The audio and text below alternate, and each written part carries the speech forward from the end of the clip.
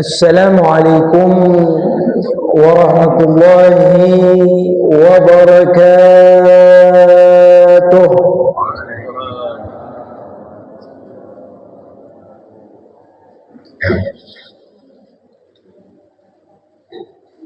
Alhamdulillah, alhamdulillahi rabbil alamin, wa bihi nasta'in ala umuri dunya waddin, wa nusalli wa nusallim ala ashrafil mursalin habibi rabbil alamin sayyidina wa maulana Muhammadin afdalil khalqi ajma'in wa ala alihi wa sahbihi ajma'in wattabi'ina lahum bi ihsanin ila yaumiddin wa anna ma'ahum wa fihim bi rahmatika ya arhamar rahimin. Amma ba'd, subhanaka la ilma lana illa ma 'allamtana innaka antal alimul hakim fatub alaina innaka antat tawwabur rahim. Rabbi shrah li sadri wa yassir li amri wa hlul 'uqdatan min lisani yafqahu qawli wa saddid lisani wa hadi qalbi bi jahin nabi wa sahbi wal ali. Wa zidna ilman warzuqna fahman wa yaqinan wa muhabbatan nabiyina maulana Muhammad sallallahu alaihi wasallam. Allahumma arzuqna fahman nabiyyin wa hifdzal mursalin wa surata ilhamil malaikatil muqarrabin. Allahumma aghnina bil ilmi wa zayyinna bil hilmi wa akrimna bit taqwa wa jammilna bil afiyah ya arhamar rahimin ya arhamar rahimin ya arhamar rahimin. Sallallahu ala sayyidina Muhammadin nabiyil ummi wa ala alihi wa sahbihi wa barik wa sallam. Walhamdulillahi rabbil alamin. Ma'asyiral ikhwan wal hadirin wal hadirat wal mustami'in wal mustami'at wal muslimin wal muslimat rahimakumullah. Alhamdulillah, thumma alhamdulillah, thumma alhamdulillah. Lakal hamdu ya Rabbana. Kita bersyukur kepada Allah. Pujian hanya milik Allah, dan kita berharap kepada Allah agar diri kita dijadikan oleh Allah termasuk hamba-hamba Allah yang bersyukur kepadanya. Amin ya Rabbal Alamin.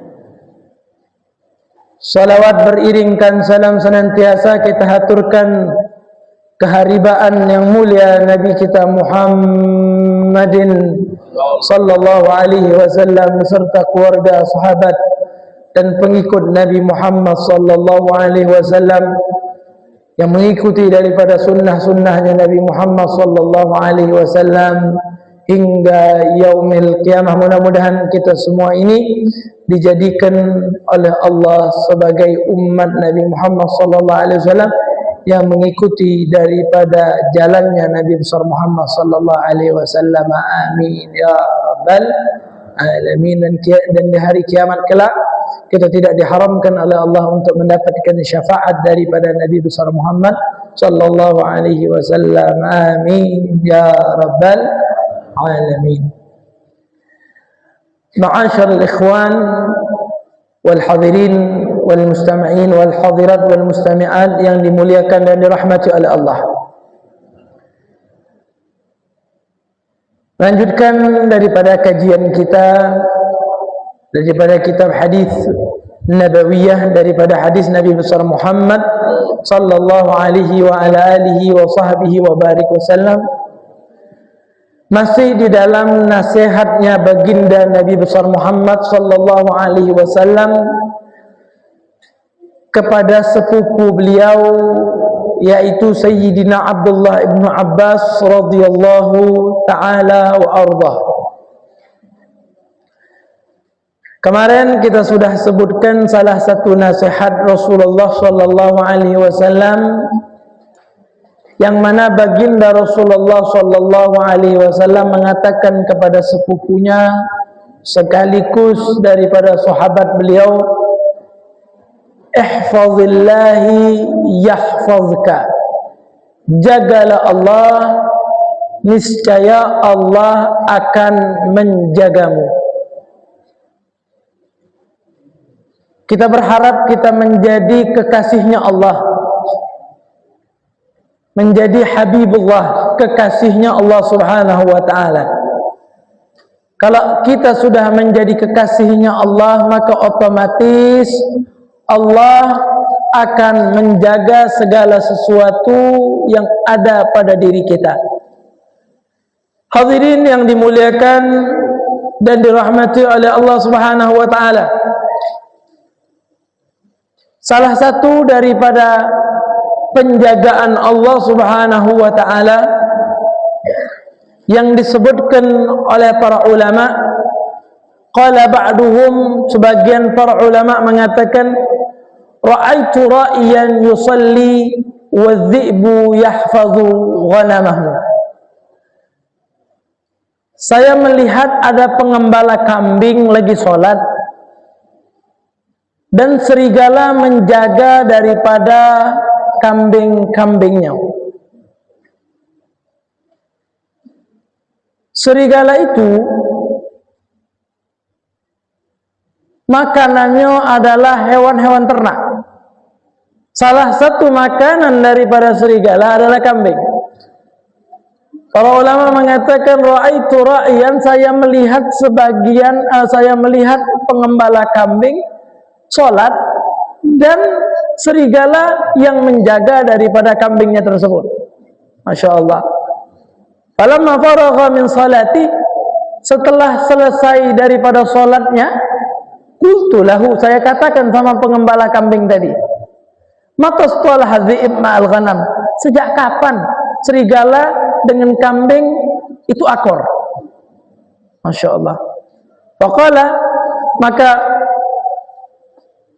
pengembala kambing tadi mengatakan, lamma stalaha rabbul ghanam ma'a rabbil dhi'ib, ketika pemilik kambing dengan yang menciptakan daripada serigala itu memiliki hubungan berdamai, maka kambing dengan serigala juga berdamai. Maksudnya ketika pemilik domba yaitu pengembalanya dan pencipta daripada itu serigala yaitu Allah memiliki hubungan berdamai, akor, maksudnya melakukan ibadah kepada Allah, maka kambing dengan serigala pun akan menjadi akor. Makanya dalam riwayat diceritakan ayah daripada Nabi Allah Yusuf, Nabi Allah Yaqub, beliau itu salah satu pengembala domba, kambing. Beliau itu punya kambing nggak pernah dimakan oleh serigala, nggak pernah dimakan oleh serigala sama sekali. Kenapa demikian? Karena beliau memiliki hubungan dengan Allah. Otomatis siapapun yang memiliki hubungan dengan Allah, maka Allah akan jaga apa yang ada di dalam dirinya dan apa yang dia miliki. Nah, itu yang kita harapkan.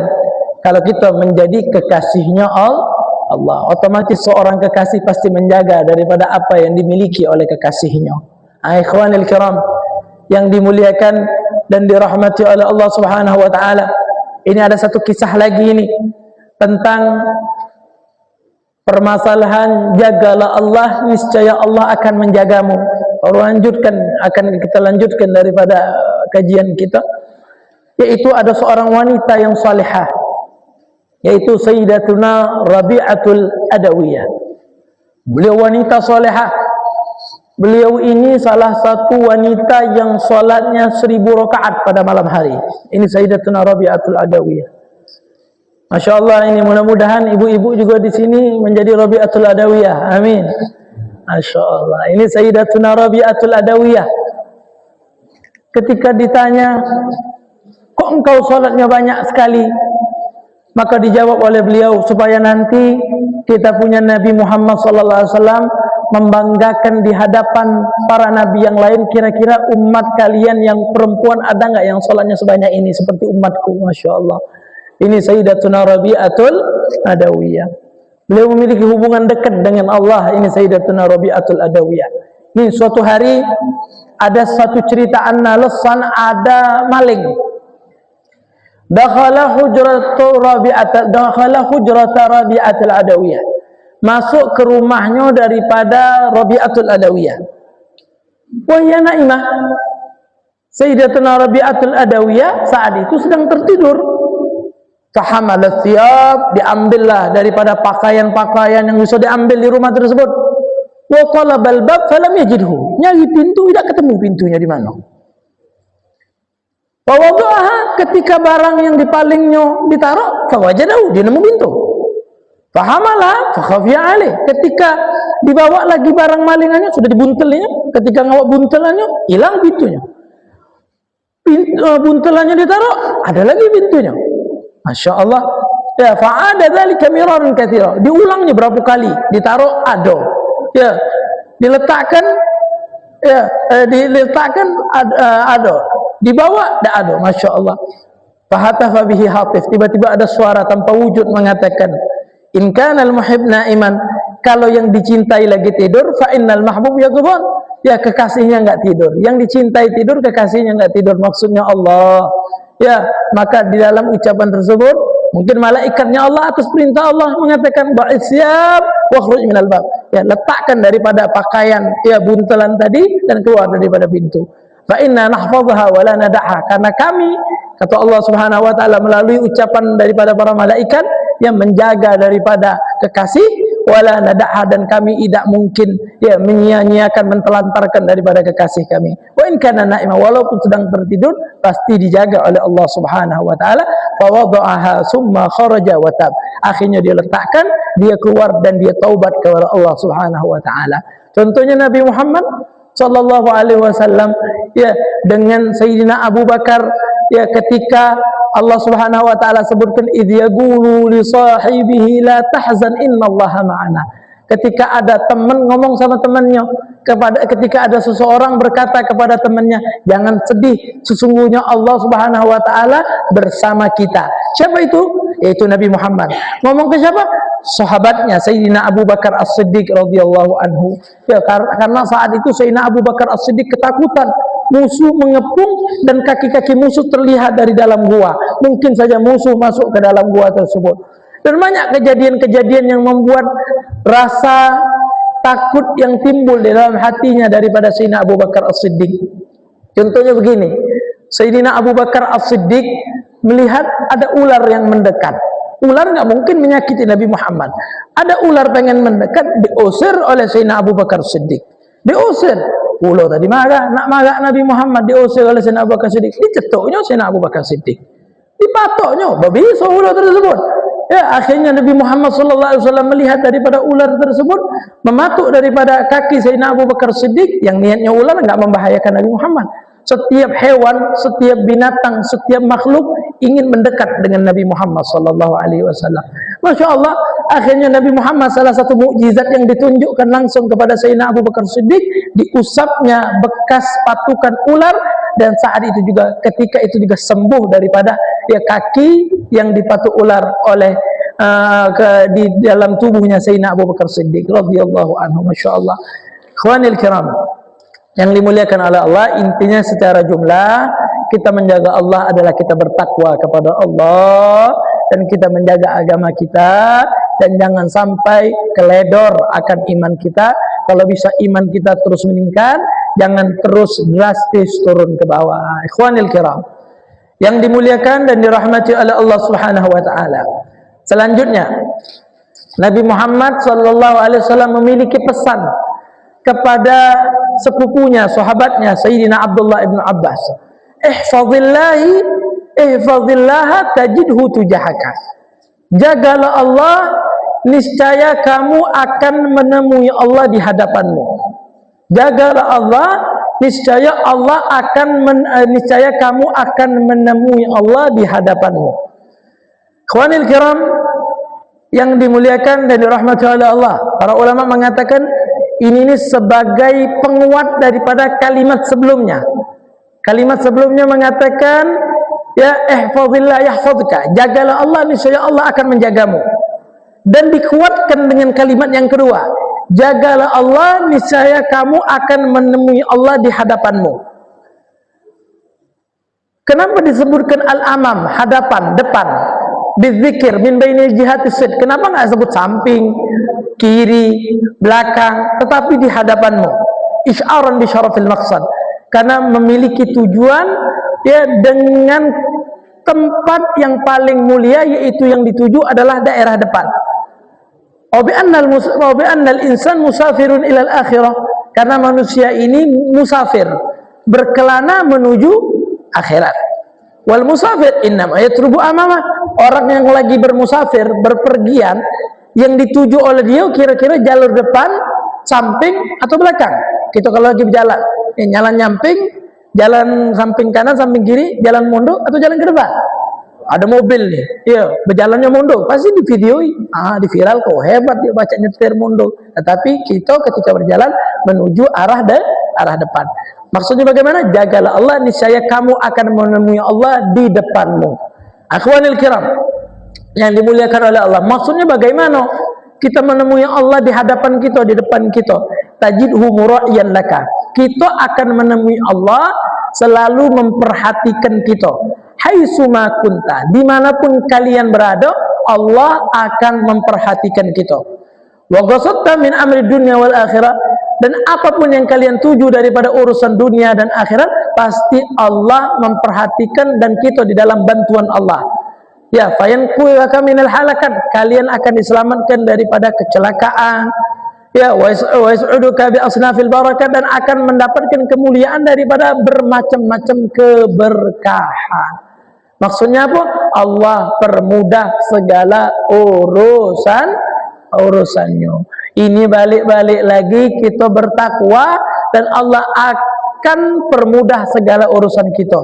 Ini balik lagi ke firman Allah, wa may yattaqillaha yaj'al lahu makhraja wa yarzuquhu min haitsu la yahtasib. Ada jalan keluar, dapat daripada rizki yang tidak diduga-duga. Ikhwanil kiram yang dimuliakan oleh Allah, kalau kita lagi sulit, Allah pasti tolong. Itulah daripada janji Allah akan berikan jalan keluar bagi orang yang bertakwa, yang selalu memprioritaskan Allah di segala sesuatu. Contohnya begini, ada satu kisah Sayyidina Safinah ma'al Asad. Sayyidina Safinah, namanya Safinah ma'al Asad. Jadi beliau ini ada cerita Sayyidina Safinah bersama dengan singa. Bersama dengan singa. Sayyidina Safinah ini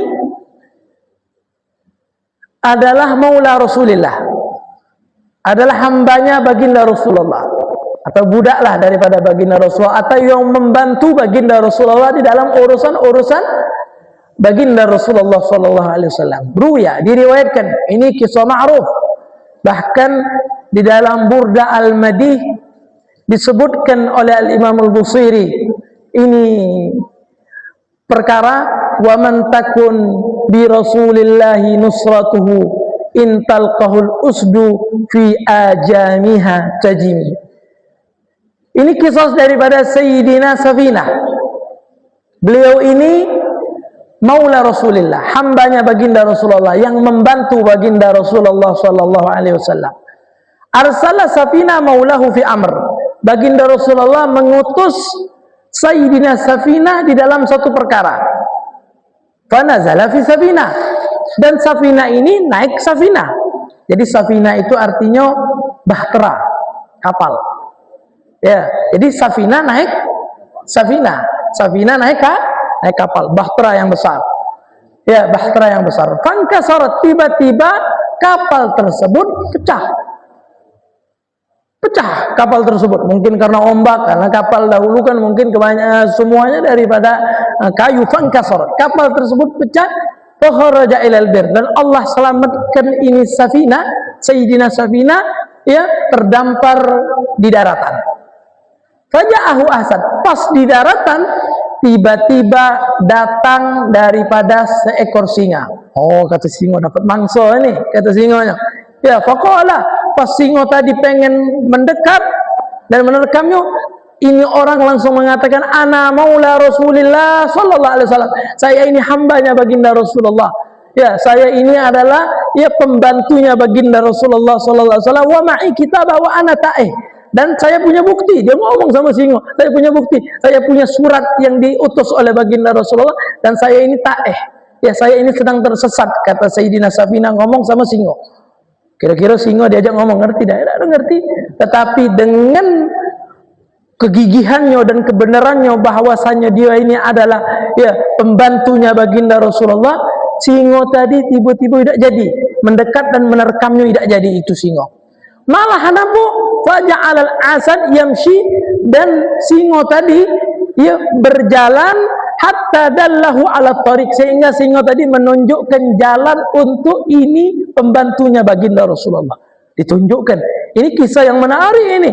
Ini ada kisahnya diceritakan oleh para ulama. Ini Sayyidina Safinah terdampak, ada singa, tiba-tiba dia ngomong, ya singa, saya ini adalah pembantunya Rasulullah, saya lagi tersesat, saya ada bukti suratnya baginda Rasulullah. Singa tadi tidak jadi untuk menerkam orang tersebut, malahan singa tadi menunjukkan jalan untuk orang tersebut ya menuju jalan yang benar supaya tidak tersesat di dalam perjalanannya. Bahkan dalam riwayat, kalau Sayyidina Safinah berhenti, itu singa nengok kenapa berhenti, sampai ditunjukkan ke jalan sehingga Sayyidina Safinah terselamatkan daripada kesesatannya. Ini kisah yang populer, masyhur, ada betul ceritanya, disebutkan oleh ulama-ulama hadis, luar biasa. Jadi kalau kita memiliki hubungan dekat dengan Nabi Muhammad sallallahu alaihi wasallam, maka insya Allah kita akan dijaga oleh Allah, karena kita memiliki hubungan dengan kekasih Allah, otomatis kita bisa dekat dengan Allah. Karena kalau kita pengen menjadi kekasih Allah, lewati jalur Nabi Muhammad. Tidak ada jalur menuju Allah kecuali jalur yang sudah dibukakan, ditempuh oleh Nabi besar Muhammad sallallahu alaihi wasallam. Makanya dikatakan bahwasanya kalau kita lagi tersesat, kalau kita lihat ada yang berbahaya, dianjurkan kita membaca satu bait syair Al-Imam Al-Busairi, wa man takun bi rasulillahi nusratuhu in talqahul usdu fi ajamiha tajimi. Ya, kita baca itu, yang namanya singa saja melindungi daripada hal tersebut, apalagi daripada hal-hal yang lain. Ikhwanil kiram yang dimuliakan oleh Allah Subhanahu wa taala. Kemudian ada satu perkataan yang mengatakan, man khafallah khafahu kullu syai'. Siapa yang takut kepada Allah, maka setiap sesuatu akan takut kepadanya. Siapa yang takut kepada Allah, maka setiap sesuatu akan takut kepadanya. Maksudnya akan tunduk kepadanya. Ikhwanil kiram yang dimuliakan oleh Allah Subhanahu wa taala. Waqila, dikatakan idza khafal abdu minallah, apabila seorang hamba takut kepada Allah, akhafullah minhu kullasyai, maka Allah akan membuat rasa takut kepada selain dari kepada makhluk-makhluk Allah kepada orang yang takut kepada Allah. Wa idza lam yakhafal abdu minallah, kalau seorang hamba enggak takut kepada Allah, akhafahullah min kulli syai, maka Allah akan memberikan rasa takut kepada orang tersebut dari setiap sesuatu. Dari setiap sesuatu maka akan membuat dia takut. Ya, apapun, bahkan ya ada burung, dia takut dengan suara burung tersebut. Kalau orang yang memiliki hubungan dengan Allah, singa pun sekelas singa sekalipun dia tidak takut dengan singa tersebut. Akan tetapi ada burung yang bergerak, daun yang bergerak di malam hari, kita takut dengan hal tersebut. Itu menandakan kita belum takut 100% kepada Allah Subhanahu wa taala. Maksudnya takut kepada Allah itu bagaimana? Kafu jawarihi anil ma'siyah, yaitu menjaga anggota badan kita dari maksiat. Itu takut sama Allah. Bukan takut sama Allah itu menggigil. Tidak. Maksudnya menjaga anggota badan kita dari maksiat, wa taqyidiha bitta'ah, dan mengikat anggota badan kita dengan taat kepada Allah. Itu takut sama Allah. Ya, takut itu taat dan meninggalkan segala yang dilarang oleh Allah. Itu takut. Ikhwanil kiram yang dimuliakan oleh Allah, disebutkan di dalam kitab ini, wahukiya, diceritakan anil Muzani atau anil Mazini, ya, daripada seorang ulama yang bernama Al-Imamul Muzani. Al-Imam Muzani ini min ahadi ulama Syafi'iyah, salah satu ulama mazhab Al-Imam Syafi'i. Ini Al-Imamul Muzani ini annahu qala, beliau berkata, qasadtu salam ala Abil Khair An-Naisaburi. Saya ini pengen mengunjungi seorang yang soleh, seorang yang alim yang bernama Abil Khair An-Naisaburi. Falamma shallainal maghrib, ketika kami salat maghrib, kharajtu li atatohar, saya keluar untuk bersuci, untuk wudhu, untuk bersuci, buang air, ya, bersuci dah. Ya. Faqasadani as-sabu. Tiba-tiba orang kalau zaman dahulu itu cak mano kalau nak buang air? Ya otomatis ke mana? Ke pinggir hutan kan? Tidak di situ, airnya masuk hutan. Faqasadani as-sabu. Tiba-tiba ada binatang buas yang mengarah ke arah saya. Ya, fa'udtu ilaihi fa akhbartuhu. Tiba-tiba saya balik, kata dia, saya balik kepada Abil Khair An-Naisaburi karena di daerah dia, daerah Abil Khair An-Naisaburi di rumah beliau, maka saya balik kepada Abil Khair An-Naisaburi, saya kabarkan ada binatang buas caknya nak mendekat. Ya, fa kharaja. Tiba-tiba Abil Khair An-Naisaburi keluar dari rumahnya, wa soha 'alal asad, dan dia teriak kepada binatang buas, kepada singa tersebut, alam akul laka la tata'arrad li adyafi. Sudah berapa kali saya ngomong sama kamu, ya jangan ganggu daripada tamu-tamuku. Dia ngomong sama daripada itu tadi. Fanaha anni, ya akhirnya itu binatang buas lari kabur. Ya, wa tatahhartu, saya bersuci, berwudu, nak salat maghrib. Falamma raja'tu, pas saya pulang ke tempat Abil Khair An-Naisaburi, qala li asy-syekh, maka asy-syekh tersebut berkata kepada saya, ishtaghaltum bitakwimil zahir. Kalian menyibukkan diri kalian untuk meluruskan yang zahir-zahir saja, yang tampak-tampak. Kalian sibuk dengan yang tampak-tampak. Fakhiftumul asad, maka kalian takut sama daripada singa. Kalian nyibukkan cuma supaya dilihat bagus solatnya di depan orang. Ya, washtaghalna bitakwimil batin. Kalau kami menyibukkan yang bagus bukan yang tampak, tetapi yang bagus yang tidak tampak, kata beliau.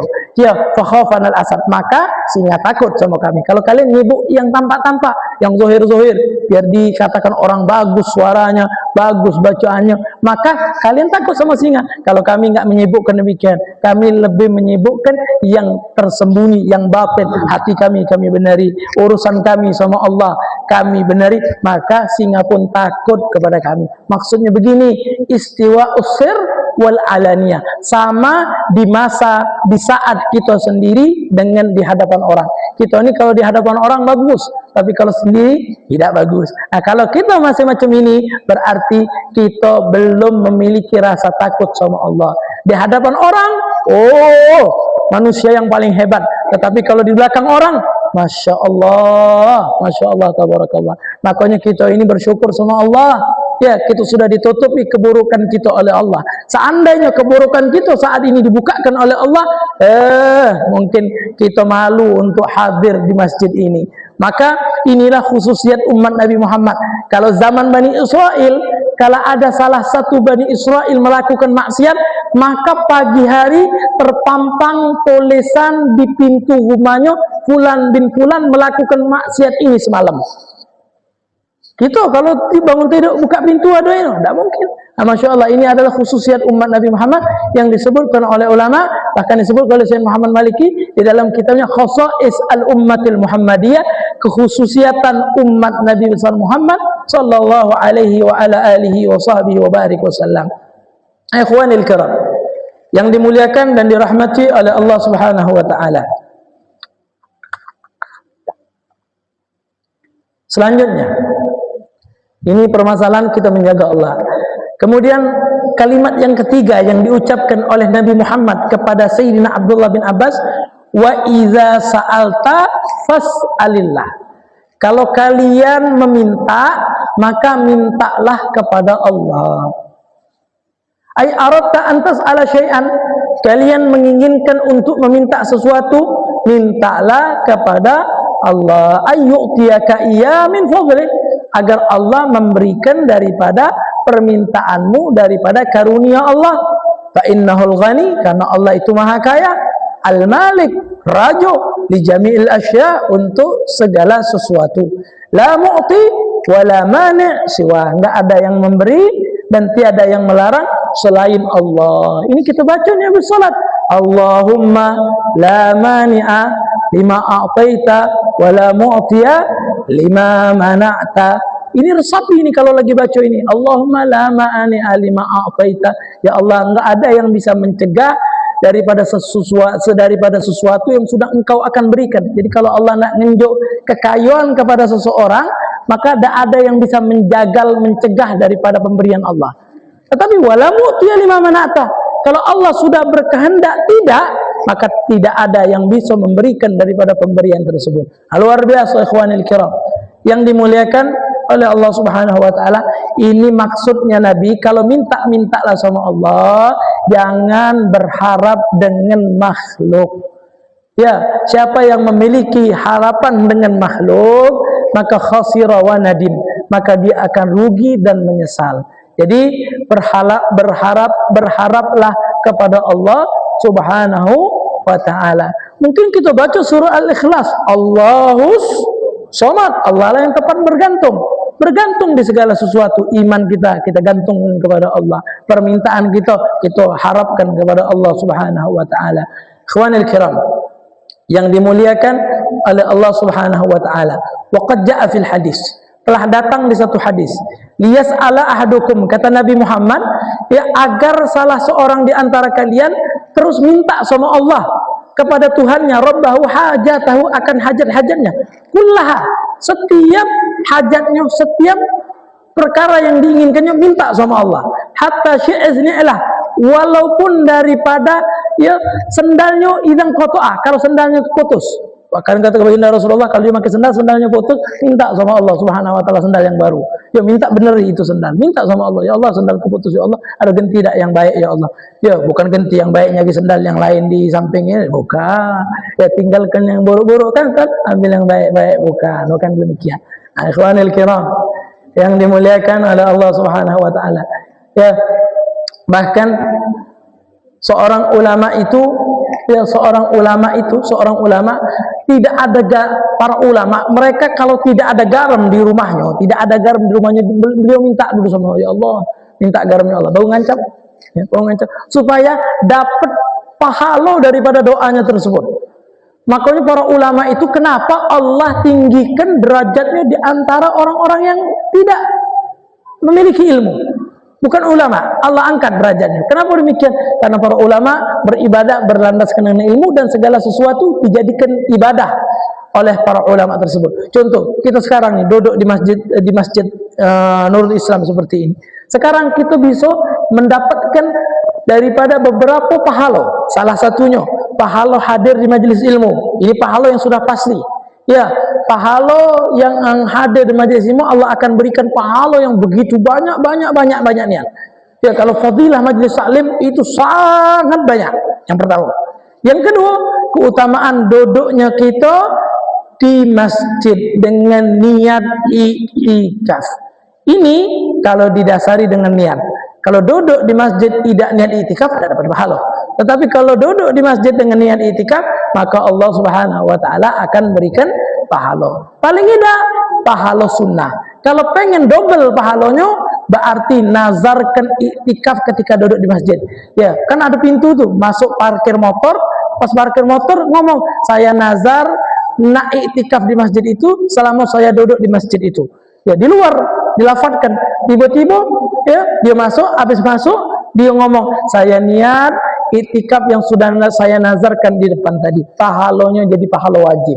Inilah perbedaan antara orang biasa dengan orang yang alim, orang yang mengetahui. Ikhwanil kiram yang dimuliakan oleh Allah Subhanahu wa taala, Nabi bayi ngomong, kalau sendalnya putus minta sama Allah. Ya, sendalnya putus nih, kan pakai sendal tuh yang ada ini, kan sering itu putus, minta sama Allah Subhanahu wa taala. Tali sendal putus, minta sama Allah Subhanahu wa taala. Ikhwanul kiram yang dimuliakan oleh Allah, wa qala Tawus li Atha, Al-Imam Tawus berkata kepada Al-Imam Atha, nafa'anallahu bihima. Beliau Al-Imam Tawus menasihati kepada Al-Imam Atha, iyyaka an tatluba hawaijaka mimman yaghliq babahu dunah. Ya, hati-hati kamu meminta akan hajatmu kepada orang yang tertutup pintunya untuk selainmu. Maksudnya kepada manusia. Wa alaika biman babahu maftuh, dan bagi kamu meminta kepada zat yang pintunya tidak pernah tertutup, maftuh, terbuka selalu, ila yaumil kiamat, sampai hari kiamat. amaraka antas alahu, Allah telah memerintahkan kita untuk meminta kepadanya, wa wa'adaka ayyujibaka, dan Allah sudah berjanji di dalam Al-Quran kalau kita berdoa meminta kepada Allah pasti Allah kabulkan akan doa-doa kita. Apa yang Allah Subhanahu wa taala katakan? Ya, Allah, ud'uni astajib lakum. Berdoalah kalian kepada Allah, niscaya saya ijabah akan doa-doa kalian. Loh, kenapa selama ini kalau berdoa, doa kita belum kunjung-kunjung dikabulkan oleh Allah? Ya, ditunggu-tunggu belum diperoleh daripada doa yang kita panjatkan kepada Allah. Mungkin banyak faktor. Faktor pertama, Allah Subhanahu wa taala melihat hal tersebut belum pantas untuk kita. Belum pantas. Karena Allah itu ya memberi sesuatu kepada orang kalau sudah pantas dia memilikinya. Ya, buat apa kita banyak harta tetapi kita tidak bersyukur? Ya, kita banyak harta tetapi kita tidak lagi sholat. Lebih baik sederhana, berkecukupan, tetapi kita termasuk orang yang pandai bersyukur kepada Allah. Itu yang pertama. Mungkin Allah lihat kalau ini dikabulkan sekarang ini belum pantas ini orang minta kayu. Saya minta kayu dari 20 tahun yang lalu. Ya, sampai umur 40 tahun belum kayu-kayu. Nah, mungkin ya Allah melihat belum pantas. Dan yang selanjutnya, doa itu ya Allah Subhanahu wa taala melihat kalau misalkan di situ ya sudah pantas, tetapi Allah Subhanahu wa taala melihat caknya orang ini banyak dosa. Ya, lebih baik doanya tidak dikabulkan di dunia, tetapi menjadi penghapus bagi dosanya kelak di hari kiamat. Atau mungkin Allah pengen meninggikan derajatnya. Karena kita banyak berdoa, Allah angkat derajat kita. Ketika kita di hari kiamat, kita berkata kepada Allah, ya Allah, ini pahala apa ya Allah? Maka Allah menjawab, ini pahala dari apa yang sudah kau lakukan dengan berdoa kepadaku di dunia, maka inilah pahalanya kata Allah Subhanahu wa taala. Ya, dan kalau sudah pantas, Allah kabulkan. Ya, jadi 4 hal Allah pantas kabulkan, Allah belum pantas kabulkan karena Allah melihat itu belum pantas untuk orang tersebut. Dan yang kedua, Allah jadikan pelebur dosanya. Dan yang ketiga, Allah menjadikan tambahan untuk pahalanya. Ikhwanil kiram yang dimuliakan oleh Allah Subhanahu wa taala. Ya, wa qala al-Fudail ibnu Iyad. Al-Imam Fudail ibnu Iyad radhiyallahu anhu wa rahimahullahu taala, beliau mengatakan, ahabbun nas ilan nas man istaghna 'anil nas. Orang yang paling dicintai oleh sesama manusia adalah orang yang tidak banyak perlu dengan sesama manusia. Bukan dalam artian kita tidak perlu sama sekali kepada manusia, enggak. Ya, perlunya tidak terlalu banyak karena kita ini makhluk sosial. Ya, kalau kita tidak memerlukan satu sama lain, itu juga ya tidak bisa karena kita ini saling membutuhkan satu sama lain. Wa abghadun nas ilan nas, dan manusia yang paling dibenci oleh sesama manusia, man ihtaja ilan nas, siapa yang banyak butuhnya kepada manusia, wa sa'alahum, dan banyak mintanya sama manusia. Jadi orang yang paling banyak perlu sama manusia dan paling banyak minta-mintanya, itulah orang yang tidak disenangi oleh sesama manusia. Kita kira-kira nih, kalau ada orang banyak minta-mintanya, kira-kira macam mana kita ini? Ikhwanil kiram yang dimuliakan oleh Allah Subhanahu wa taala. Ya, ikhwanil kiram yang dimuliakan oleh Allah Subhanahu wa taala. Ya. Kemudian ada satu syair, ada satu bait atau 3 bait, ada syair yang mengatakan yang sangat menarik. Syair ini mengatakan, la taqsudil makhluqa rabbuka aqrabu. Jangan kalian sekali-sekali menuju makhluk, Tuhanmu lebih dekat. Man yaqsidul makhluqa haqqan yat'ab. Siapa yang menuju makhluk, maka benar-benar dia akan capek. Jadi siapa yang menuju makhluk, maka dia akan capek. Jadi jangan menuju makhluk, tujulah Allah yang lebih dekat. Karena percuma nyapek-nyapekkan diri. Betul lebih tidak? Capek diri kita. Kita perlu akan sesuatu, kita minta sama 10 orang. Mungkin di antara 10 orang tadi, galau-galaunya ada nunjuk. Mungkin ada satu lah yang baik, yang nunjuk. Tetapi ujung-ujungnya capek. Maksudnya capek bagaimana? Bulan itu kayu tapi pelit. Kita minta cuma minjem 200.000 kembalikan, ujung-ujungnya capek. Betul lah ini syair. Betul lah ini perkataan? Luar biasa ini syair. Kemudian dia mengatakan, la tas'alanna bunayya Adam hajatan. Jangan sekali-sekali ya kamu meminta kepada anaknya Adam akan satu hajat, satu permintaan. Wasalil ladzi abwabuhu la tuhjabu. Akan tetapi mintalah kepada zat yang pintu-pintunya tidak pernah tertutup. Kalau pintu manusia sekali bukanya, dua kali bukanya, tiga kali tutupnya. Tapi kalau pintu Allah, ya tidak pernah tertutup sama sekali. Allahu yaghdabu in tarakta su'alah.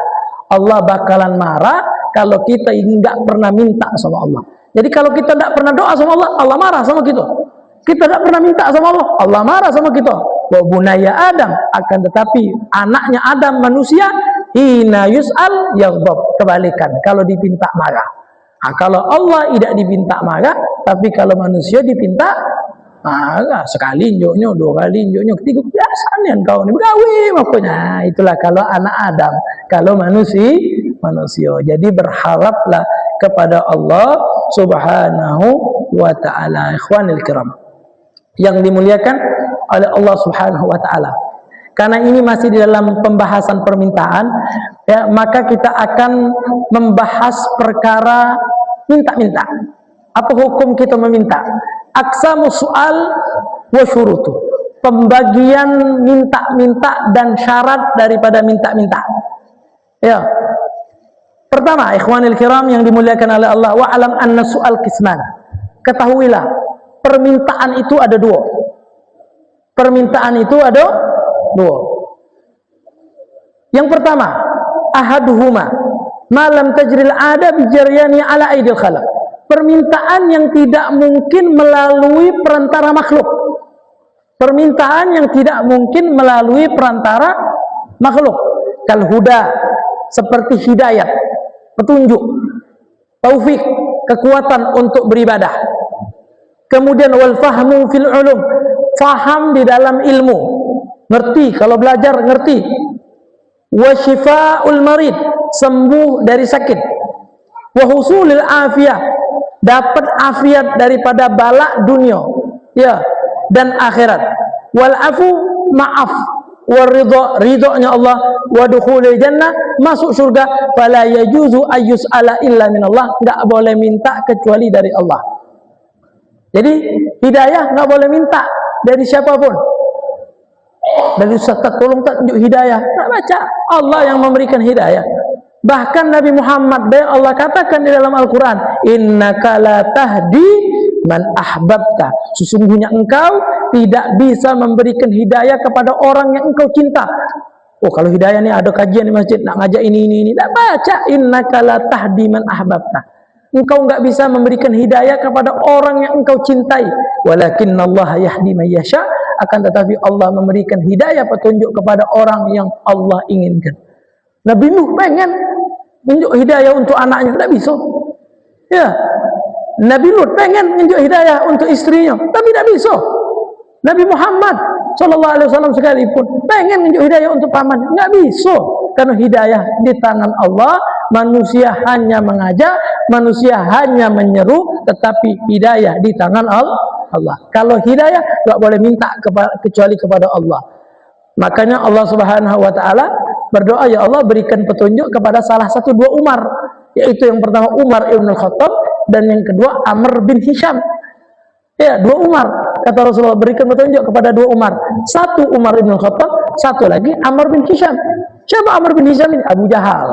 Ya, minta petunjuk. Ya, salah satu biar masuk Islam. Ya, Abu Jahal, kalau tidak Sayyidina Abu Jahal enggak diinginkan oleh Allah dapat hidayah. Namanya Amr bin Hisham, tetap dia di dalam kekafirannya, meninggal dalam keadaan kafir. Sayyidina Umar walaupun dulu termasuk orang yang kafir, tetapi setelah mendapatkan hidayah, beliau orang yang paling hebat setelah Nabi kita Muhammad. Sayyidina Abu Bakar, Sayyidina Umar orang yang paling hebat. Ini berkah hidayahnya Allah. Jadi luar biasa ikhwanil kiram yang dimuliakan dan dirahmati oleh Allah. Ya, taufik, kekuatan di dalam beramal, nggak boleh minta kecuali kepada Allah. Ya Allah, Ustaz, tolong tak tunjuk pemahaman. Tak baca. Ustaz bisa memberi pemahaman itu di tangan Allah. Sakit dokter, tolong nih dokter, sembuhkan. Tak baca. dokter perantara untuk menyembuhkan. Kesembuhan yang hakiki itu datang dari Allah Subhanahu wa ta'ala. Allahumma la syifa illa syifa'uk. Ya Allah, enggak ada obat kecuali obatmu ya Allah.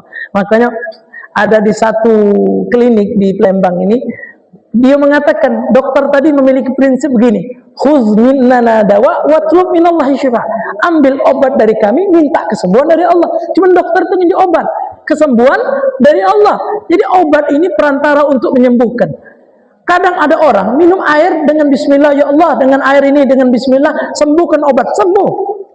Apapun medianya, ya kalau dokter kan hidup media obat-obatan, medianya apapun, yang penting yakin bahwasanya obat ini menjadi wasilah untuk kesembuhan dari Allah Subhanahu wa taala. Masuk surga nggak boleh minta kecuali dari Allah. Jadi itu yang pertama, yang tidak melalui perantara selain Allah, katik melalui perantara makhluk. Dan yang kedua, minta-minta, permasalahan permintaan, majarat adatullah bijaryani ala aidi khalqi, yang mana biasanya hal ini melalui perantara makhluk, kadarahim wad dananir, seperti dirham. Dirham itu koin perak, wad dinar, koin emas, maksudnya minta duit. Wa hamlu syai'in saqil, minta dibawakan barang dia yang berat. Ini kan melalui perantara makhluk. Memang Allah itu takdir Allah, tetapi melalui perantara. Minta duit, perantara makhluk. Biasanya kan makhluk bisa memberikan perantara, ya. Dan juga duit, ya, dinar, dirham, hamlu syai'is sabil, ada barang berat, ya. Contoh nih, ngangkat meja, tolong berdua tak kuat nak dewean, contoh hamlu syai'is sabil, ya. Wazar, ya, bertanaman. Orang kalau punya tanah otomatis tak pacak dia yang nanam, palingan dia punya saham, punya modal, kaget gitu, ya, 50-50, ya, kamu setengah, saya setengah, kamu yang nanam, ya, bibit dari saya dan segala-galanya dari saya, minta tolong, ya. Wal khiyatoh, minta tolong jahitkan, tolong saya ini punya baju robek, tolong jahitkan, minta tolong, itu tidak masalah. Wat tabakh, atau minta masakan, ada pembantu, minta masakan, fa yas'alullah ta'ala ayyuyassirahu. Kita boleh minta kepada makhluk, tetapi kita minta juga kepada Allah agar digampangkan daripada urusan tersebut. Wa ayyu'attif alaihi quluba khalqi, supaya hatinya makhluk dilembutkan oleh Allah untuk membantu kita. Kita ini kalau sudah minta tolong dong, seperti di dalam tanah, kita ini punya tanah, tolong dibajak jadi sawah. Kalau Allah tidak lembutkan hatinya makhluk tadi, otomatis dia khianat. Makanya minta, ya Allah, gampangkan ya Allah lembutkan hati makhluk tadi ya Allah, supaya apa?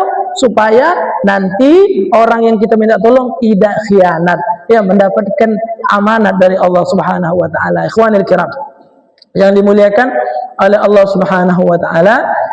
Nah, ini ada lagi permasalahan, ya, apakah boleh bagi orang fakir untuk minta-minta? Kita lihat ada orang minta-minta di jalan-jalan, boleh atau tidak boleh? Ikhwanil kiram yang dimuliakan oleh Allah Subhanahu wa taala. Jadi kalau ada orang minta-minta, boleh atau tidak boleh? Boleh atau tidak boleh? Boleh dengan 3 syarat. Boleh tetapi dengan 3 syarat. Kira-kira boleh apa tidak menyebutkan 3 syarat ini? Karena waktu mungkin sudah ini. Boleh apa tidak boleh menyebutkan 3 syarat ini? Boleh, insyaallah. Jadi orang fakir minta-minta boleh atau tidak? Jawabannya boleh. Ditambah waktunya boleh? Boleh. Dengan 3 syarat. Yang pertama, ayyakuna ajizan anil kasab. Dia harus tidak mampu untuk bekerja, tidak mampu lagi begawe, baru boleh minta-minta. Kalau masih untuk bisa begawe, bisa bekerja, kekuatan ada dan lain-lain sebagainya ada, otaknya sehat, tidak boleh hukumnya minta-minta. Ya, tidak boleh untuk minta-minta. Kecuali kalau darurat. Itu juga jangan minta, minjam. Makanya orang yang meminjamkan itu pahalanya lebih besar dibandingkan orang yang bersedekah. Kenapa? Karena orang yang minjam itu tidak minjam kecuali mepet, tetapi dengan catatan bukan kebiasaan minjam. Memang ada orang-orang yang demikian. Kalau yang tahu-tahu ini biasanya paham nggak loh? Masya Allah. Jadi yang pertama, dia tidak bisa bekerja sama sekali, nggak mampu. Dan yang kedua, wa alla yu'dil mas'ul, tidak boleh, ya, menyakiti orang yang dipinta. Dia tidak mampu bekerja, minta, ternyata tidak dinjuk, tidak boleh nyakiti. Maksudnya boleh nyakitin? Tak boleh ngatoi. Kau ni kayo be pelit, tak boleh. Wa alla yu'dhil mas'ul. Minta boleh kalau tidak mampu bekerja, tapi yang kedua jangan nyakiti. Jangan nyakiti. Baik apapun. Bahkan ada yang minta-minta ketika tidak dijuk nepuk. Aduh, mukul. Marah dia. Aduh, Masya Allah, enggak boleh yang menyakiti. Yang ketiga, wa alla yuliha alaih. Jangan makso. Ai la yukarrir su'ala. Jangan ngulang permintaannya. Kita WA, tolong minta ini. Diretnya dibacanya besok minta lagi. Mana ini baca-baca tidak dijawab-jawab. Tak ada boleh. Kalau misalkan sekali minta, jangan ngulang atau jangan makso. Satu. Jadi ada 3 syarat. Dia nggak mampu bekerja atau lagi daruratnya. Yang kedua, dia tidak menyakiti yang dipinta, dan yang ketiga, jangan memaksa. Dan adab kita yang meminta, jangan membentak orang yang meminta. Makanya Allah katakan di dalam surah Duha, wa ammas-sa'ila fala tanhar. Bagi orang yang sa'il ini minta-minta, jangan dibentak. Nak ngenjuk, tidak ngenjuk, dak usah nak marah. Kau tu biasa dah. Maaf belum ada. Jangan bentak. Itu adab orang yang diminta. Ikhwanul kiram yang dimuliakan oleh Allah, apa yang tadi syarat yang ketiga? Jangan beda sama Allah. Kalau Allah suka dipaksa. Innallaha yuhibbul mulhina fid du'a. Ini hadis Nabi Muhammad. Sesungguhnya Allah menyukai orang-orang yang memaksa di dalam doanya. Ya Allah, pokoknya ini ya Allah, ya Allah, ya Allah. Allah senang. Ya, kalau Allah Subhanahu wa taala kabulkan, berarti Allah enggak mau lagi dengar suaranya. Sudah cukuplah, kabulkanlah. Ya, kalau Allah Subhanahu wa taala belum kabulkan, berarti ini ada perkataan, mungkin pernah kita bahas, ya Allah itu kangen dengan suaranya. Seandainya suara tadi tidak minta lagi dikabulkan oleh Allah, maka Allah tidak mendengar lagi daripada suara tadi. Ini mungkin kemungkinan yang kelima dari kita sebutkan tadi. Mungkin Allah masih kangen dengan suara kita. Masya Allah. Ikhwanil kiram yang dimuliakan dan dirahmati oleh Allah, insya Allah kita lanjutkan lagi daripada permasalahan minta-minta ini. Ya, dan permasalahan kalau mintalah kepada Allah. Insya Allah ada permasalahan lagi dalam hadis yang diriwayatkan oleh Sayyidina Abdullah ibn Abbas. Mudah-mudahan kita bisa mendengarkan daripada nasihat-nasihat baginda Rasulullah sallallahu alaihi wasallam. Amin ya rabbal alamin. Mudah-mudahan bermanfaat, mudah-mudahan berkah, mudah-mudahan kita mendapatkan hidayah semua, mudah-mudahan kita mendapatkan pertolongan dari Allah, mudah-mudahan rezeki kita diluaskan oleh Allah, mudah-mudahan kalau rezeki kita haram Allah halalkan, kalau jauh Allah dekatkan, kalau syubhat Allah murnikan, kalau di situ ada di langit Allah turunkan, kalau di situ kurang banyakkan mudah-mudahan rezeki kita. Amin ya rabbal alamin. Allah tutup umur kita dalam keadaan husnul khatimah. Ya Allah biha, ya Allah biha, Allah bihusnul khatimah. Amin ya rabbal alamin. Amin. Amin.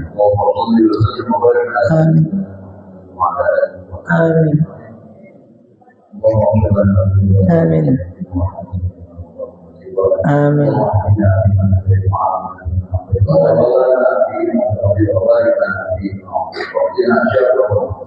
Amin.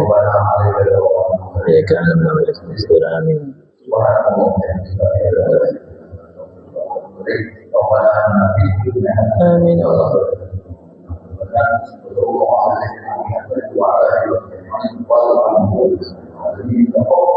Minkum minna wa minkum taqabbal.